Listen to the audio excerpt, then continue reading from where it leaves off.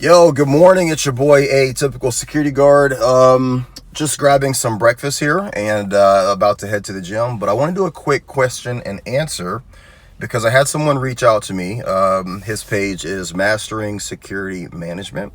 Again, that's Mastering Security Management. And he asked me, I think, 3 questions, and I want to go ahead and knock out the 3 questions. So, question number 1 was, why do you call yourself a security guard and not a security officer? As he said, titles matter. I respectfully have to disagree. I do not think that titles matter. Right now we are in we live in a society, right? That's the saying. We live in a society where everything is about titles, your gender, your sex, your role. Your titles truly do more than any time in life, I think, define you. Are you a liberal? Are you a conservative? Are you a Democrat? Are you a Republican? Are you pro 2A? Are you anti 2A? All of these things. So, I try to just live my life as a person. And one of the things that I specifically set out to do when starting this channel was to break the narrative of what it means to be a guard. There is a instantaneous view or vision of what you get in your mind when you think of certain things. If you think of, I don't know, say a professional football player or a professional basketball player, if you think about what a Instagram, like a female Instagram model would look like, that gives you like a certain vision, right?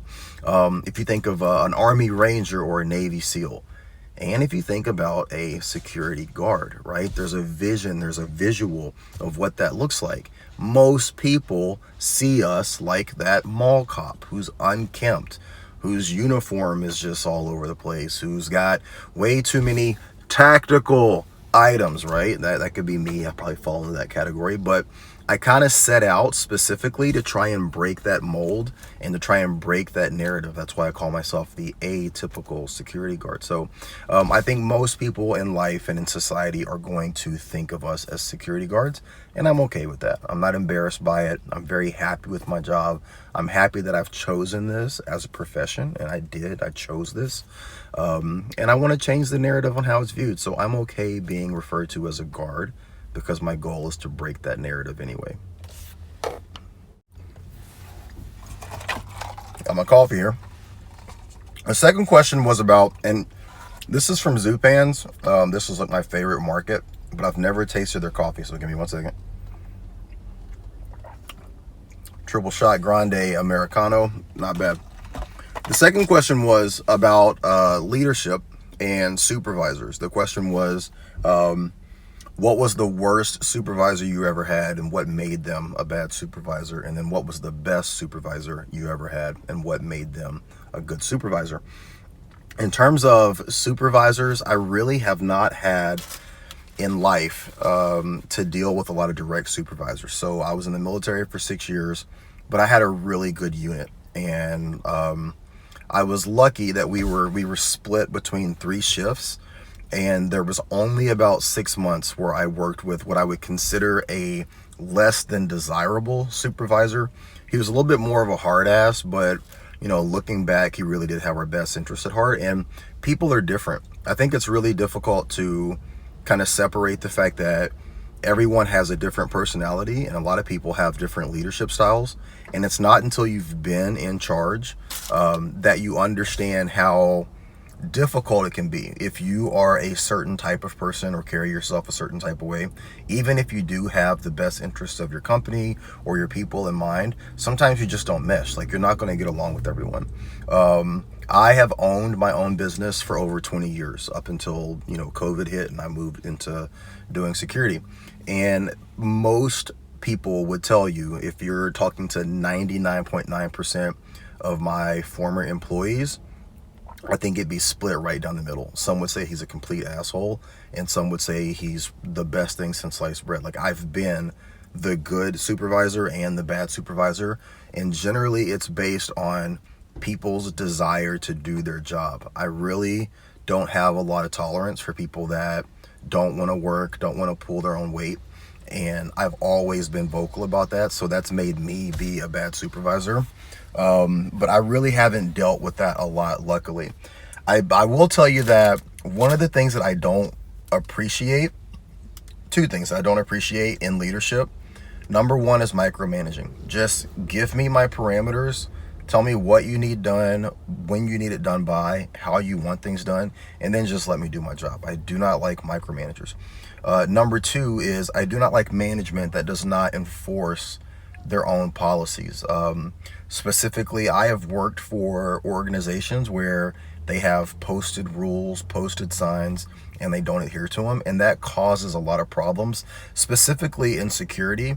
If our job is to enforce some sort of policy, but then the management is not, making people adhere to that, that can make things difficult for security. So again, I've been very lucky to not have any really bad supervisors. I've had some bad organizations, but not bad supervisors. In terms of good supervisors, without a doubt, my current, boss right now has been amazing. His reputation precedes him. He's a former police officer here in town. Everyone knows this guy, and his name just opens so many doors. And partly it's because he's so humble. He's so good at what he does. He's so knowledgeable, but he's so humble, and he comes to every conversation, whether it's a positive conversation or it's a situation with conflict or any issue that could run the gambit between him being a supervisor and working with employees. He just does a phenomenal job. To me, he has really set the standard for what I want to be as a supervisor one day or as a boss moving forward. And he truly seems like he puts the person ahead of the title or ahead of the job itself. So yeah, those would be my two pieces of advice on that. All right, and the third question was, how do you balance customer service with enforcement of policy? This was a great question because I actually was going to make an entire video on this, and I'll just kind of get into that now. I feel like you have to be rigidly flexible, right? Let me say that again. You have to be rigidly flexible. You have to stick to the enforcement of policies, but you have to also have a little bit of bend. Let me give you guys a example, okay? So let's just say that a facility has two sets of bathrooms. The first floor bathrooms are for employees only, okay, and they're locked. And the second floor bathrooms are for customers, right? Now, this is something that is posted. This is something that, as an officer, you are supposed to enforce. But you're in a situation where a customer really needs to use the bathroom. Well, the policy is that if you're a customer, you go up to the second floor. Now, what if this customer is handicapped? What if this customer is elderly? What if you live in an area like I do here in Portland where everything is about activism and this person is a minority? What if it's last year during the height of the George Floyd protest and it's a black woman or a black man wearing a Black Lives Matter shirt? Still going to enforce that policy? Are you sure? Are you positive? How much backing are you going to have if this becomes a citywide story on the news, which in our area, this would become a citywide story on the news? So you have to have a little bit of flexibility, even though you're still enforcing policy, rigidly flexible. Now, here's where this gray area that I'm talking about becomes dangerous. When do you exercise that? And we're talking common sense here, but we all know that common sense isn't common, right? So there's also a lot of danger into being rigidly flexible, because if you're not enforcing something that's truly by the letter of the policy of the place that you're working, you're truly in violation. And if you're in violation, then you can be terminated or you can be disciplined. So That's a slippery slope and it's dangerous, but it's something that I think is in our best interest to always be rigidly flexible. Okay, so mastering security management, thank you so much for posting these questions.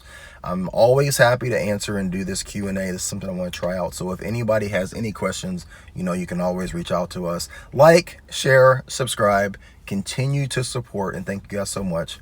Be great. Watch your six.